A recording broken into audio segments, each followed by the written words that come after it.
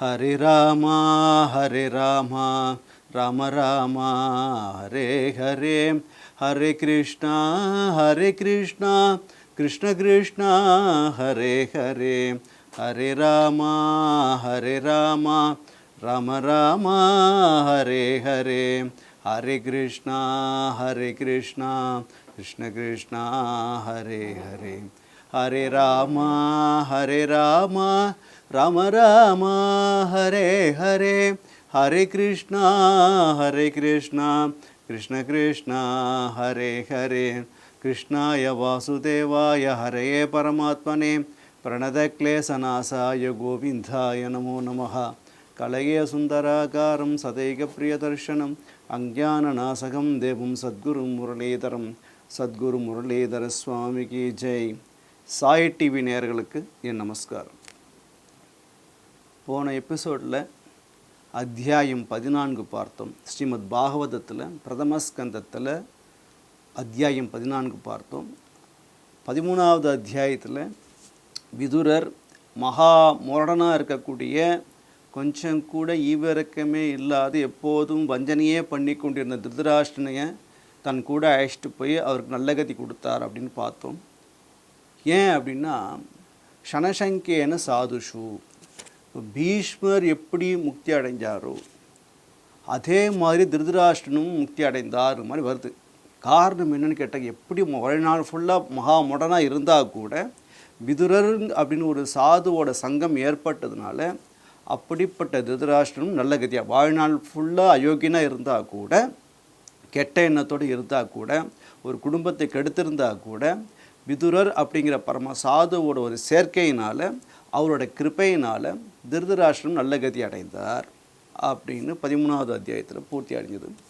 அது முடிகிறப்பயே தேவரிஷி நாரதர் இது மாதிரி எல்லாரும் வேஷம் போட்டு ஆடுற ஆட்டத்தை கழிச்சிட்டு கிளம்ப வேண்டிய நேரம் வந்துடுத்துப்பா, கிருஷ்ண பரமாத்மா கூட கிளம்ப போகிறார், எல்லோரும் கிளம்ப போகிறா, அதை நானும் கிளம்பின்னு இருக்கேன் அப்படின்னு சூச்சகமாக சொல்லிட்டு போனார். போகிறப்ப சொன்னார், நீ திருதராஷ்டிரனை தேடாத, இன்னிலேருந்து 5வது நாளில் அவர் நல்ல கதி அடைஞ்சிருவார் அப்படின்னு சொல்லிட்டு போயிட்டார். உடனே இந்த விஷயத்தை யுதிஷ்டர் பீமன்ட்ட கலந்து ஆலோசிக்கிறார்.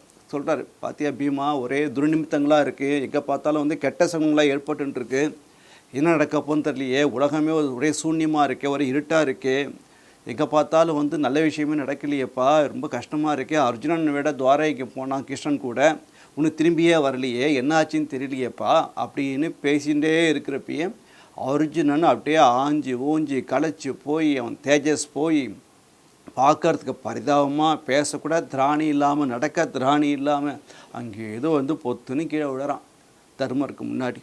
உடனே யுதிஷ்டர் அவனை தூக்கி, என்னப்பா அர்ஜுனா, என்ன ஆச்சு உனக்கு, எப்போது நீ துவாரைக்கு போய்ட்டு ரொம்ப சந்தோஷமாக இருப்பியே, எப்படி ஒரு கன்று குட்டி துள்ளி குதித்து வருதோ அது மாதிரி ஒரு துள்ளலோடு வருவியேப்பா, ஏன் இந்த வாட்டி ரொம்ப சோகத்தோடு வர, என்ன ஆச்சு வள நடந்தால் கலைப்பா, ஒழுங்காக சாப்பிட்லையா, ஆகாரம் எடுத்துக்கலையா, யாராவது பிராமணர்களுக்கெல்லாம் கொடுக்கறதுக்கு நீ சாப்பிட்டுட்டியா, யாராச்சும் காப்பாற்றுன்னு சொல்லிட்டு காப்பாற்றாமல் விட்டுட்டியா, ஏதாவது ஸ்திரீகளுக்கு அபயம் கொடுத்துட்டு அப்புறம் அதை காப்பாற்ற போயிடுத்தா, என்ன ஆச்சு, ஏன் இப்படி நடந்தது உனக்கு, இல்லை துவாரைகள் உன்னை யாராச்சும் அவமானப்படுத்திட்டாலா, அப்படிலாம் யாரும் அவமானப்படுத்த மாட்டாளே, எல்லோரும் ரொம்ப நல்லா நடந்துப்பாளே உன்ட்ட, இது மாதிரி ஆயிடுத்து உனக்கு, எதனால் எப்படி இருக்க, ஏன் இவ்வளோ சோகம் இருக்குது உனக்கு அப்படின்னு ஆசுவாசப்படுத்திட்டு கேட்குற. எல்லோரும் அங்கே சௌக்கியமாக இருக்காளா, அங்கே இருக்கிற பந்துக்கு யாதவ குலத்தில் எல்லோரும் சௌக்கியமாக இருக்காளா, கிருஷ்ணன் சௌக்கியமாக இருக்கானான்னு கேட்டது இன்னும் அழுக பீரிண்டு வருது அர்ஜுனனுக்கு.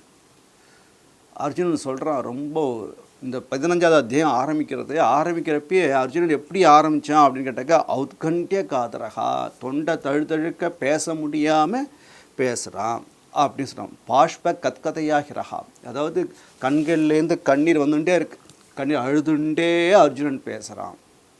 இந்த அர்ஜுனன் என்னென்ன பேசினாலும் பார்க்கறதுக்கு முன்னாடி என்னென்ன பேச போகிறான் அப்படிங்கிறத ஒரு கிளான்ஸ் பார்த்துருவோம். என்ன அப்படின்னுட்டாக்க, பக்தினா என்ன அப்படின்னு கேட்டால், பகவான் நமக்கு பண்ண கிருப்பை, அதை நம்ம நினச்சி பார்த்துட்டே இருக்கிறது பேர் தான் பக்தி. அப்போ ஒரு கஷ்டம் வந்தப்போ பகவானோட காப்பாற்றினானே, அதுக்கு ஒரு கிராட்டிடியூட், அதுக்கு பேர் தான் பக்தி. அதுக்கு 2 போட்டு கண்ணீர் விடணும். எனக்கு அப்படி ஒரு கஷ்டம் வந்ததேப்பா, அப்போ நீ காப்பாற்றினியப்பா, பகவான் கூட இருக்கிற வரைக்கும் தான் நம்மளால் இருக்க முடியும். பகவான் கிளம்பி போயிட்டான்னு சொன்னாக்க அதுக்கு சரீரம்னு பேர் கிடையாது, அந்த சைத்தியனம் வெளில போயிடுத்து அப்படின்னு சொல்லிட்டாக்க இதை சடலம் அப்படின்னு பேர் வச்சுருவான். பகவான் இருக்கிற வரைக்கும் தான் இதுக்கு ஒரு பேர். அவன் அது பேர்லாம் கொடுத்து சார் போகிறார் சார் வரான்னு சொல்லுவாள். அதனால் அர்ஜுனன் சொல்கிறான், தனக்கு முன்னாடி ஏற்பட்ட எல்லா விஷயங்களும் ஒன்று ஒன்றா சொல்லிட்டு வரான். அதாவது குந்தி தேவி வந்து தன் 5 சின்ன குழந்தைகளை எடுத்துட்டு அஸ்தினாபுரத்துக்கு வரா. திருதராஷ்டிரன் வந்து ஆரம்ப காலத்தில் 100 + 5 105 குழந்தைன்னு தான் சந்தோஷமாக வச்சுட்டு இருந்தான். ஆனால் பீமன் பண்ணக்கூடிய சேஷ்டையினால் விளையாட்டுனால பயம் வந்து இந்த ஒன்று கிளம்பிடுத்துன்னு சொன்னாக்கா 100 அமுங்க போயிடுமேன்னு சொல்லிவிட்டு அந்த பீமனை கொல்றதுக்கு ட்ரை பண்ணுறான். விஷத்தில் கொழுக்கட்டை வச்சு கொடுக்குறான். உடனே பீமனை வந்து கொழுக்கட்டையை சாப்பிட்டு நாகலோகத்துக்கு போக அங்கே கிருஷ்ணனோட கிருப்பையினால் அந்த நாகராஜனை வாசுகி அவனை திருப்பி அமுச்சு விட்டுறாரு. இப்போ பீமனுக்கு தான் பல மடங்கு வந்து தைரியம் ஜாஸ்தியாகிடுது. காரணம் என்ன அப்படின்னு கேட்டாக்க, இவன் கிருஷ்ணனோட அத்தை புள்ள அப்படிங்கிற ஒரே காரணத்துக்காக பீமனுக்கு எந்தவித சங்கடமும் இல்லாமல் அவன் வந்து நினச்சது என்னமோ ஒன்று. என்ன நினச்சானாக்கா அவனுக்கு வேட்டு வைக்கணும், அவனுக்கு கொல்லணும்னு நினச்சா அதுவே வந்து என்ன எடுத்துன்னு கேட்டாக்கா அவனுக்கு நல்லது பண்ணிடுது. அதான் ஒரு நல்லவாளுக்கு வந்து ஒரு கஷ்டம் வர மாதிரி இருக்கும். ஆனால் பகவான் என்ன பண்ணுவான்னு கேட்டாக்க அது இன்னும் பன்மடங்கு அவளுக்கு வந்து கிருப்பையை ஜாஸ்தி பண்ணிவிடுவான். அதனால் அவளை பொறுத்த வரைக்கும் அது கஷ்டமாக தெரியும். ஆனால் அந்த அந்த சாதுக்களுக்கு எப்படி இருக்குன்னு கேட்டாக்கா அது போக்கியமாக இருக்கும். அதனால் என்ன ஆகிடுதுன்னு கேட்டால் பீமன் இன்னும் அதிபல அவனை அப்படியே விட்டுருந்தா கொஞ்சம் பலத்தோடு இருந்திருப்பான். இப்போ என்ன ஆகிடுதுன்னு கேட்டால் அந்த விஷத்தில் கொழுக்கட்டையை கொடுத்தனால இன்னும் 16,000 யானை பலம் அவனுக்கு வந்துடுது. இன்னும் பலம் ஜாஸ்தியாக எடுத்து உனக்கு குந்தி நினைக்கிற அப்புறம் கிருஷ்ணனோட கிருப்பையினால குழந்தை பிழைச்சது. அதுக்கப்புறம் என்ன பண்ணான்னாக்க அரக்கு மாளிகையில் தீ வைக்கிறான். அரக்கு மாளிகையில் தீ வைக்கிறப்ப விதுரரோட ஒரு ஹெல்ப்னால் பகவானோட கிருப்பையினால் அந்த அரக்கு மாளிகை தீயிலேருந்து காப்பாற்றப்பட்டார்கள். அதுக்கப்புறம் என்ன ஆச்சுன்னாக்க அப்படியே போய்ட்டு துருபதன் மகாராஜா வந்து ஒரு சுயம்பரம் நடத்துகிறார். அங்கே வந்து பெரிய பெரிய பெரிய வில்லாளிகள்லாம் வந்திருக்கா.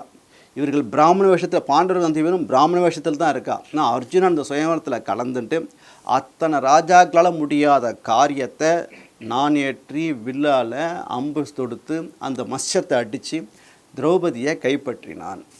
மற்ற ராஜாக்களை முடியல. காரணம் என்னென்னா பகவானோட கிருப்பையினால் நடந்தது. பகவான் கிருஷ்ணன் கிருப்பையில் நடக்கும் அதெல்லாம். ஆனால் அர்ஜுனனோட பிரபாவம் அங்கே வெளிப்பட்டது. அதுக்கப்புறம் என்ன ஆயிடுச்சுன்னு கேட்டால் திருதராஷ்டிரன்ட்ட வந்து கிருஷ்ணன் வந்து பேசுகிறான். அவளுக்கு உண்டியதை அவளுக்கு இருக்க என்ன உரிமை இருக்கோ அதை பிரித்து கொடு, பாகத்தை பிரி, ஏன் நீனே வச்சுட்டு இருக்க அப்படின்னு கேட்டதுக்கப்புறம் சரின்னு சொல்லிட்டு கொடுக்கறதுக்கு மனசு வரல திருதராஷ்டிரனுக்கு. ஒன்றுக்கும் பிரயோஜனமே இல்லாத ஒரு இடத்த கொடுத்து இந்த இடத்த நீங்கள் வச்சுக்கப்பா அப்படின்னு கொடுத்தார். அந்த இடத்த கிருஷ்ணன் ஒரு பார்வை பார்த்து என்ன பண்ணனாக்கா அது பெரிய போக்கிய பூமியாக ஆக்கி விட்டான். அந்த இடத்த வந்து ரொம்ப போக்கிய பூமியாக ஆக்கி கிருஷ்ணன் சொல்கிறான், அத்தை இங்கே வந்து தர்மர் பார்த்துட்டார், அவரோட பாதம் பற்றுத்து, அதனால் இது இங்கே வந்து கற்பக விஷயம் முளைக்க போகிறது அப்படின்னு சொல்கிறான். ஆனால் குந்தி சொல்கிறான், என் புள்ள கால் வச்சதுலையா நடந்துடா கிருஷ்ணா, நீ அன்றைக்கி ஒரு பார்வை பார்த்தி எப்போ உன்னோட கடாட்சத்தினால தான் அன்றும் சரி இன்றும் சரி என்றும் சரி என்றைக்கும் வந்து ஜெட்டாக பறக்கிறது. அந்த இடம் டெல்லின்னு சொல்லிகிட்டு இருக்கோம் இல்லையா, அந்த இடம் தான் கொடுத்தான் திருதராஷ்டிரன் பாண்டவர்களுக்கு. அந்த இடத்துல வந்து கிருஷ்ண பரமாத்மா தன்னோட கிருப்பையினால் தன் கடாட்சத்தினால அந்த பூமியை சொர்க்க பூமியை மாற்றிட்டார். அதுக்கு அப்புறம் அந்த இடத்துல வந்து தர்மராஜன் வந்து ராஜ்யத்தில் வந்து பட்டாபிஷேகம் பண்ணி வச்சார். அப்புறம் பல ராஜசுகயாகம்லாம் பண்ணினான். அதெல்லாம் எப்படி பண்ண முடியுது? ராஜசுகயாகம் பண்ணி, அந்த ராஜசுகயாகம்னா சும்மா சாதாரண விஷயம் கிடையாது. எல்லா ராஜாக்களும் மறுப்பே சொல்லக்கூடாது, எல்லாரும் அடி பண்ணியணும், இவ்வளோ விஷயம் இருக்குது. ஒருத்தரும் வந்து எல்லாரும் கப்பம் கட்டணும், ஒருத்தரே பண்ண முடியாத காரியம் கிடையாது. அப்படிப்பட்ட ராஜசூக யாகத்தை வந்து நடத்தினார் தர்மபுத்திரர். அதுக்கு அர்ஜுனன் போயிட்டு எல்லா ராஜாக்களையும் இது பண்ணி ஜெயிச்சு கப்பத்தை வாங்கிட்டு வந்து பணத்தை எடுத்துகிட்டு வந்து ரொம்ப அழகாக அந்த யாகத்தை பண்ணார். எதனால் பண்ண முடிஞ்சது அப்படின்னா கிருஷ்ணனோட கிருப்பையினால் பண்ண முடிஞ்சது. அதுக்கப்புறம் என்ன ஆச்சு? வனவாசத்துக்கு போனான். வனவாசத்துக்கு போனாலாவது என்ன ஆச்சுன்னா, வனவாசத்துக்கு வந்து போகாமலே இருந்திருக்கலாம். இந்த இடத்துல வந்து ஒரு விஷயம் நம்ம ரொம்ப நோட்டீஸ் பண்ணணும். என்ன அப்படின்னு கேட்டாக்க, துரியோதனன் விருந்து சாப்பிட கூப்பிட்றான். இவரும் கிளம்பி போகிறார். ஆனால் திருதராஷ்டிரன் வந்து ரொம்ப அழகாக வேலை செய்கிறான். என்னன்னாக்க தான் கூப்பிட்டா வரமாட்டான்னு சொல்லிட்டு விதுரரை விட்டு கூப்பிட்றார். அவளை விருந்து சாப்பிட கூப்பிடு அப்படின்னு சொல்லிட்டு விதுரர் தான் வந்து அழைக்கிறார். அவள் அழைப்பை ஏற்று பாண்டவர்கள் வந்து விருந்து சாப்பிட போகிறார். சாப்பிட்டு முடிச்சதுக்கப்புறம் என்ன பண்ணினானாக்கா, துரியோதனன் வந்து சூதாடலாமா, சும்மா ஜாலியாக விளையாடலாம் அப்படின்னு கூப்பிட்டாரு. சரின்னு சொல்லிட்டு யுதிஷ்டர் ஜாலிக்கு தானே ஆட போகிறோம் அப்படின்ட்டு அவர் ஜாலியாக ஆடினார். ஆனால் துரியோதனன் வந்து ரொம்ப நேக்காக ஒரு காரியம் பண்ணான். என்ன பண்ணா அப்படின்னு கேட்டால், எனக்கு பதிலாக என் மாமா சகுனி ஆடுவார் அப்படின்னு சொல்லிட்டான். கூப்பிட்டது துரியோதனன், ஆனால் விளையாண்டது சகுனி. அதே மாதிரி இங்கே யுதிஷ்டர் என்ன பண்ணியிருக்கணும், எனக்கு பதிலாக என்னோடய மாமா புள்ள கிருஷ்ணா ஆடுவான்னு சொன்னால் கதை அங்கேயே முடிஞ்சு போயிருக்கும், சண்டையே வந்திருக்காது. கிருஷ்ணன் விளையாண்டா யார் ஜெயிப்பா? கிருஷ்ணன் தானே ஜெயிப்பான், சகுனி தோற்றுருப்பார் இல்லையா? ஆனால் அதுக்கு பதிலாக அந்த தர்மபுத்திரர் என்ன நினச்சாருனாக்க, நானே விளையாடுறேன் அப்படின்னு உட்காந்தார். ஒரு ஷானன் அப்போ இன்னொன்று நினச்சார், நான் விளையாடுறது கிருஷ்ணனுக்கு தெரியக்கூடாது, கிருஷ்ணன் இங்கே வந்துடக்கூடாது அப்படின்னு பிரார்த்தனை பண்ணிகிட்டே விளையாடுறார்.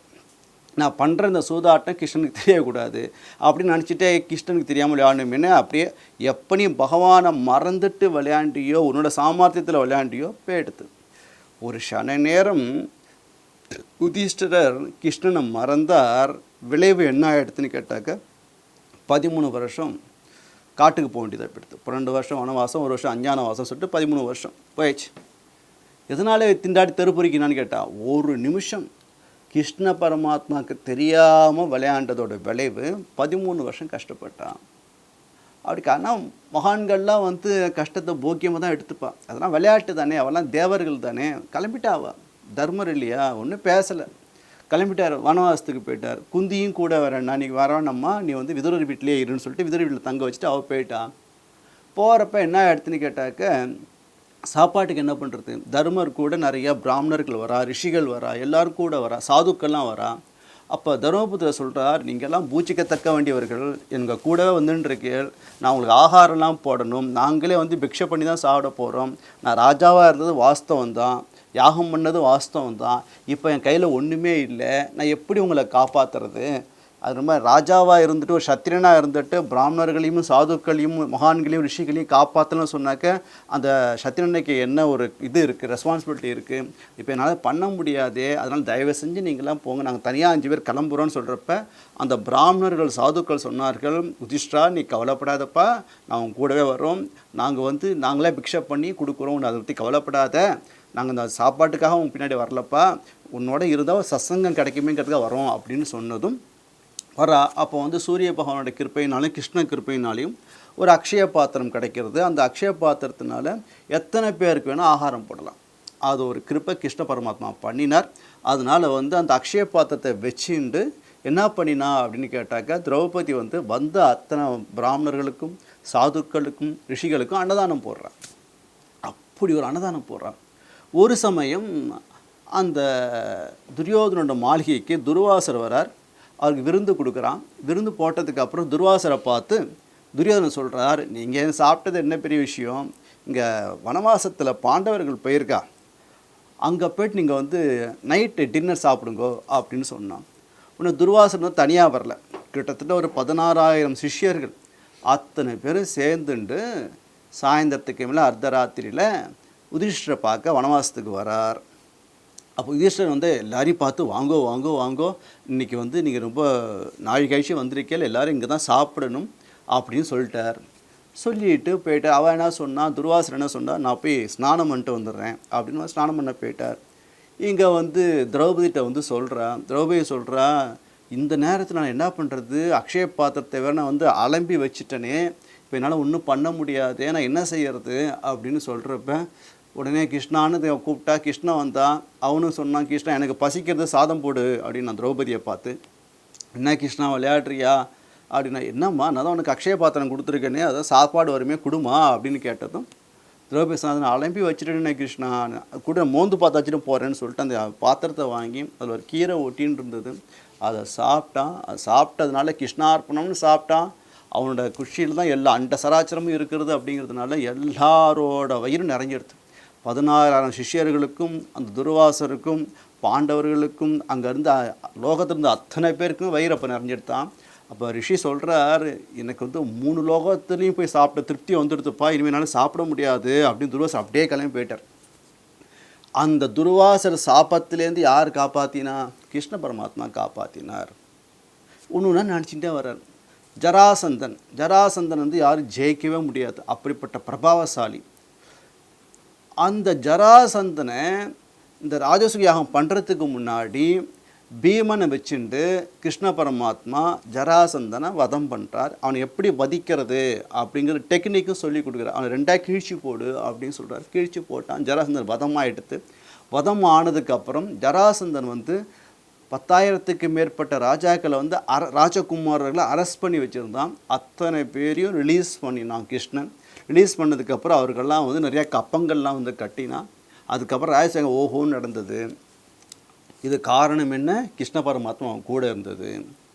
அது மட்டும் இல்லை, நான் வந்து எனக்கு வந்து அவன் தேரோட்டியாக இருந்திருக்கான், என் கூடவே இருந்திருக்கான். நான் அவனை விட்டு பிரியவே மாட்டேன், எப்போதும் என் கூடவே இருப்பான், என் தோளில் கையை போட்டு நடப்பான், என்னை வந்து ஒரு சகாவாக நினச்சிட்டான், என்னை ஒரு ஃப்ரெண்டாக நினச்சிட்டு அவர் அவ்வளோ அழகாக பேசுவான், ரொம்ப ஜாலியாக பேசுவான், ரொம்ப அழகாக பேசின்னு இருப்பான், ரொம்ப அழகாக கூப்பிடுவான். அப்படிப்பட்ட கிருஷ்ண பரமாத்மா என்ன பண்ணா அப்படின்னா, பகவான் பரவாசுதேவன் அப்படிப்பட்ட கிருஷ்ண பரமாத்மாவோட தொடையில் காலை போட்டுட்டு படுத்துட்டு இருக்கான். ஒரு சமயம் திருதராஷ்டிரன் வந்து போர் ஆரம்பிக்கிறதுக்கு முன்னாடி சஞ்சயன் இவா சைட்லேருந்து ஒரு தூதர் அங்கே போனான். பாண்டவர்கள் சைட்லேருந்து ஒரு தூதர் அங்கே போய் ஒரு துருபத மகாராஜா வந்து ஒரு தூதனை அனுப்புகிறார், ஒரு புரோகிதரை அனுப்புகிறார். அந்த புரோகிதர் போய்ட்டு திருதராஷ்டிரன்ட்ட போய்ட்டு இது மாதிரி சொல்கிறா, இது மாதிரி வந்து படைகள் கம்மியாக இருக்குன்னு நினைக்காதீங்க பாண்டவர்கள் சைடு, எங்கே பகவான் இருக்கானோ எங்கோ தர்மம் இருக்கோ அந்த பக்கம்தான் ஜெயிக்கும். அதனால் வந்து நீங்கள் வந்து அநீதி பண்ணிட்டு இருக்கீங்க, அதர்மம் பண்ணிட்டு இருக்கீங்க, நீங்கள் ஜெயிக்க முடியாது. அதனால் அவளுக்கு என்ன இருக்கோ இந்த இந்த சொத்து ஃபுல்லாக யாருக்கு சொந்தம்னு கேட்டால் இது ஆக்சுவலாக வந்து பாண்டு தான் பரிபாலிச்சிட்டு இருந்தார். அவர் வனவாசத்துக்கு போகிறப்ப உங்கள் கையில் கொடுத்துட்டு போனார். நியாயப்படி பார்க்க போனால் எல்லா சொத்தும் பாண்டுக்கு தான் சொந்தம், பாண்டவர்களுக்கு தான் சொந்தம். எனக்கு அவ்வளோலாம் வேண்டாம், அவங்க ஊர் மட்டும் தான் அவன் கேட்குறா, அதனால் கொடுத்துருங்கோ, சண்டை வேண்டான்னு கேட்குறப்ப யாரும் ஒத்துக்கலை. அதுக்கப்புறம் அந்த சைடுலேருந்து சஞ்சயன் வர்றார். திருதராஷ்டிரன் அனுப்புகிறான், நீ போய் பார்த்துட்டு வா. அவன் கண்ணு மட்டும் குருடு கிடையாது, மனசும் குருடு, பாரு அவளை எவ்வளோ ஸ்ட்ரென்த் இருக்குது, யார் இருக்கா, போய் பார்த்துட்டு வா, அழைச்சிட்டு வா, நீங்கள் டீட்டெயில்ஸ் கொடு அப்படின்னு துரியோதன் கூட அனுப்பலை, திருதராஷ்டிரன் அனுப்புகிறார். உடனே சஞ்சயன் வந்து இங்கே வந்து பார்க்குறார். சண்டை வேணாமே, இதெல்லாம் ஒரு இது தானே, தோற்றது தோத்தாச்சு, அப்படியே இருந்துருங்களேன் அப்படிலாம் அட்வைஸ் பண்ணுறான். யாரும் ஒத்துக்கலை. அதுக்கப்புறம் கிளம்புறதுக்கு முன்னாடி கிருஷ்ணனை பார்க்கலாமேன்னு சொல்லிவிட்டு சஞ்சயன் என்ன பண்ணால் கிருஷ்ணன் தங்கியிருக்கிற மாளிகைக்கு போகிறார். அங்கே போனால் ஒரு காட்சி பார்த்தார்.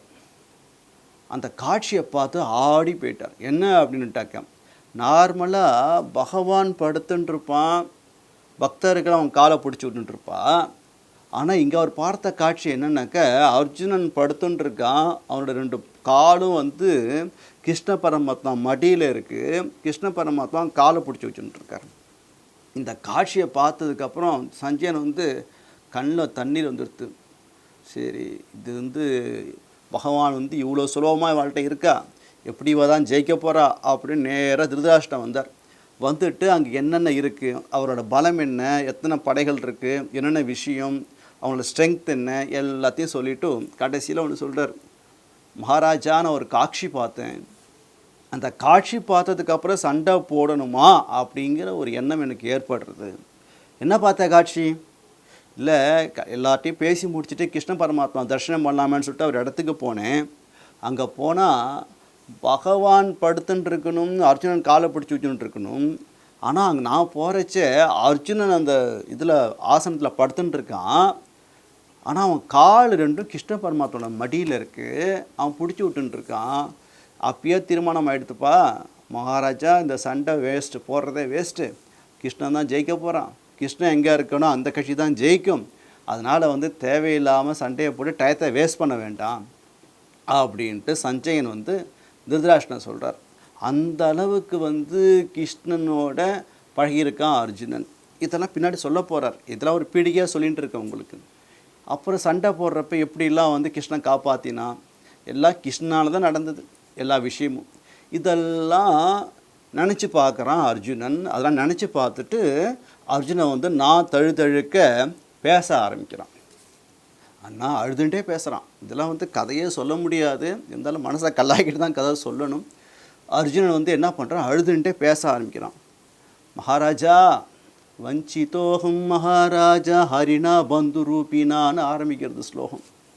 சொல்கிறார், நான் வஞ்சிக்கப்பட்டுட்டேன். ஏன் என்ன வஞ்சிக்கப்பட்டுட்டேன்? அப்படின்னா, நான் இந்திரலோகத்தில் வந்து சமமாக இருந்தேன். அந்த இந்திரன் தேவலோகத்தை வந்து நான் அப்படி கொண்டாடினா, அப்படிப்பட்ட தேஜஸ் எங்கேண்ணா போயிடுத்து? தேஜஸ் எங்கே போயிடுத்து? தேஜஸே இல்லையே. இப்போ ரொம்ப வறண்டு போயிருக்கேனே, உன்னால் முடியவே இல்லை, நடக்கக்கூட திராணி இல்லாமல் இப்படி வந்திருக்கேனே. கிருஷ்ணன் என்னை விட்டு போயிட்டானா, நான் ஏமாற்றிட்டான். கிருஷ்ணன் போயிட்டான். போகிறப்ப கிருஷ்ணன் கிளம்புறப்ப என் தேஜஸையும் அபகரிச்சிட்டு போயிட்டான். கிருஷ்ணன் போனது மட்டும் இல்லாமல் என்னை வந்து வஞ்சிக்க இது பண்ணிட்டான். தான் யாருங்கிற சுரூபத்தை என்கிட்ட மறைச்சிட்டான். பகவான்கிற விஷயத்தை என்கிட்ட மறைச்சி என்ன பண்ணிட்டான்னாக்க என்னோட தேஜஸையும் அபகரிச்சிட்டு போயிட்டான். தன் அவதார காலத்தை பூர்த்தி பண்ணிட்டு அவர் கிளம்பிட்டார். கிளம்புறச்ச என் தேஜஸையும் அபகரிச்சிட்டு போயிட்டான். அப்புறம் சொல்கிறார், ஷனவியோகேன, ஒரு நிமிஷம் எனக்கு வந்து எதுவுமே இந்த லோகமே எப்படி இருக்குன்னு கேட்டாக்க பகவான் இருந்தால் தான் பார்க்கறதுக்கே ஒரு சௌக்கியம் எனக்கு இருக்கும். ஒரு க்ஷணம் கிருஷ்ண பரமாத்மா இல்லைனாக்க நான் வருவேன். கிருஷ்ணா அங்கே இல்லைன்னு சொன்னாக்க தர்பாரில் உடனே கிளம்பி போயிடுவேன். ஏன்னா பகவான் இல்லாத இடத்துல எனக்கு என்ன வேலைன்னு நான் கிளம்பி போயிடுவேன். அதனால் வந்து அந்த பிரிய தர்ஷனாக அவன் இல்லாதனால எல்லாமே அப்பிரியமாக இருக்குது. அப்படிப்பட்ட பகவான் அங்கே இல்லாதனால, கிருஷ்ணன் அங்கே இல்லை அப்படின்னு சொன்னாக்க அது எப்பேற்பட்ட இடமா இருந்தாலும் சரி, அது போர்க்களமாக இருந்தாலும் சரி, இல்லை அரண்மனையாக இருந்தாலும் சரி, எந்த ஒரு இடமாக இருந்தாலும் சரி, அந்த இடத்துல கிருஷ்ண பரமாத்மா கொஞ்ச நேரம் என் கூட இல்லை அப்படின்னு சொன்னாக்க எனக்கு வந்து உயிர் பிரிஞ்ச மாதிரி இருக்குது. எப்படி வந்து ஒரு சரீரத்தில் வந்து உயிர் தான் அதுக்கு மரியாதை இருக்குமோ, அந்த சரீரத்திலேருந்து அந்த உயிரானது பிரிஞ்சு விட்டு அதுக்கு சடலன்னு பேர் கொடுக்குற மாதிரி கிருஷ்ண பரமாத்மா என் கூட இல்லாதனால, அவன் அந்த பிரிய சகா என் கூட இல்லாதனால எனக்கு எதை பார்த்தாலும் இப்போ சூன்யமாக வெறிச்சுன்னு இருக்குன்னா, எதை பார்த்தாலும் எனக்கு வெறிச்சுன்னு இருக்குன்னு பார்க்கணுன்னே தோண மாட்டேங்கிறது அப்படின்னு அடுத்ததில் சொல்கிறார். அப்புறம் சொல்கிறார், அந்த துருபதன் மகாராஜாவுக்கு எங்கே போயிடுத்து, என்னோடய பராக்கிரமெலாம் எங்கே போயிடுத்து, என் தேஜஸ்லாம் எங்கே போயிடுத்துன்னா எல்லாம் அவனுடைய போயிடுத்தேன்னா நான் என்ன பண்ணுறதுன்னு தெரியலையே. எப்படிப்பட்ட பராக்கிரமம்னு தெரியுமா? அந்த திரௌபதியோட சுயம்பரத்தில் அப்படிப்பட்ட மகாராஜாக்கள்லாம் வந்திருந்தா அத்தனை பேரையும் தோற்கடித்து அந்த மத்சத்தை அடித்து திரௌபதியை கைப்பற்றினோட பராக்கிரமம், அப்படிப்பட்ட பராக்கிரமம் எங்கே போயிடுத்து, அந்த பிரபாவம் எங்கே போயிடுத்து அப்படின்னு சொல்கிறார். அப்புறம் இந்திரனோட சண்டை போட்டு, இந்திரன் வந்து சண்டைக்கு வந்தான் ஒரு வாட்டி, இந்திரனோட சண்டை போட்டு அவனை ஜெயிச்சு, அது மட்டும் இல்லாமல் அந்த காண்டவ வனம்னு சொல்லிட்டு ஒரு வனம் இருக்குது. அந்த காண்டவ வனத்தை வந்து அக்னி பகவான் வந்து எனக்கு வந்து பசிக்கிறது அப்படின்னாராம். அதனால் வந்து அந்த காண்டவ வனத்தையே வந்து அவருக்கு அக்னி பகவானுக்கு இறையாக போட்டு அந்த காண்டவனத்தை பஸ்பம் பண்ணி அங்கே வந்து மயனை வச்சு, அசுர சிற்பியான மயனை வச்சு ஒரு பெரிய ஒரு அரண்மனை கட்டி சில்ப வேலைகளோட கூடிய ஒரு பிரமாதமான விசித்திரமான ஒரு மாளிகை அங்கே எழுப்பின அந்த பிரபாவம் இந்திரனை தோக்கடிச்சது, அக்னிக்கு வந்து அந்த காண்டவனத்தை அர்ப்பணித்தது, அதுக்கப்புறம் மயனை வச்சுட்டு அந்த இடத்துல ஒரு பெரிய மாளிகை நிர்மாணம் பண்ணது. அதெல்லாம் எங்கே போயிடுது? அந்த அர்ஜுனனை நான் அவனா என்னால் நம்பவே முடியலையேம்மா. ஏன்னா எல்லாம் எங்கே போயிடுதுன்னு தெரியலையே, நான் இன்னும் புரியாமல் இருக்கனே அப்படின்னா. அதுக்கப்புறம் வந்து பல ராஜாக்களை வந்து சண்டை போட்டு யாகம் பண்ணுறப்ப பல ராஜாக்களோட சண்டை போட்டு அவர்களிருந்து கப்பம் வாங்கிட்டு வந்தது, பைசா வாங்கிட்டு வந்தது, அவரோட கிரீடத்தை எடுத்துகிட்டு வந்தது, அதெல்லாம் எங்கே போயிடுதுன்னு தெரியலையே, ரொம்ப கஷ்டமாக இருக்கே. அப்புறம் என்னோடய அண்ணா பீமன் இருக்கார், அந்த ராஜசூய யாகம் பண்ணுறதுக்கு முன்னாடி நானும் கிருஷ்ணனும் பீமனும் ஜராசந்தனோட இடத்துக்கு போய் அவன் ஆட்சி பண்ணுற அந்த நாட்டுக்கு போய் ஒரு பிராமண வேஷத்தில் போயிட்டு அவன்கிட்ட வந்து சண்டையை யாச்சகமாக கேட்க, அது ஜராசந்தனும் நான் வந்து கிருஷ்ணனோட சண்டை போட மாட்டேன், ஏன்னாக்க நான் சண்டைக்கு வரப்போ அவன் என்னை புறமுறி விட்டு ஓடி போயிட்டான் அப்படின்னு சொல்லிட்டு கிருஷ்ணனை ஒதுக்கி வச்சுட்டு, அப்புறம் அர்ஜுனனை என்ன பார்த்து என்ன சொன்னான்னாக்க, நீ வந்து கொஞ்ச நாளைக்கு வந்து இதுவாக இருந்த ஸ்திரியாக இருந்த, உன் கூட நான் சண்டை போட மாட்டேன் அப்படின்னு சொல்லிவிட்டு, அதுக்காக பீமனை பார்த்து எனக்கு சமமானவெல்லாம் பீமன்ட்ட தான் இருக்குன்னு பீமனோட சண்டை போட்டான். பீமனோட சண்டை போட்டு பீமன் என்ன பண்ணான்னா ஜராசந்தனை வதம் பண்ணி கிட்டத்தட்ட 10 நாளுக்கு மேலே போர் நடந்தது. போரில் வந்து இறுதியாக பீமன் ஜெயிச்சு ஜராசந்தனை வதம் பண்ணின அந்த பராக்கிரமம். அதுக்கப்புறம் அங்கே இருந்த ராஜாக்களை கிருஷ்ண பரமாத்மா ரிலீஸ் பண்ணி அந்த ராஜகுமாரர்கள்லாம் வந்து அவர்களுக்கு வந்து நிறையா கப்பம் கட்டினது, அவர் நிறையா பைசா கொடுத்தது, தானம் பண்ணது, அந்த பராக்கிரமம்லாம் எங்கே போயிடுத்துனா எல்லாத்துக்கும் என்ன காரணம் தெரியுமா? கிருஷ்ண பரமாத்மா கூட இருந்தது தான் காரணம் அப்படின்னு அர்ஜுனன் புலம்ப ஆரம்பிச்சுட்டு இருக்கார். மேற்கொண்டு அவர் என்ன புலம்பினா நாளைக்கு பார்ப்போம். சத்குருநாத் மகாராஜுக்கு ஜெய்.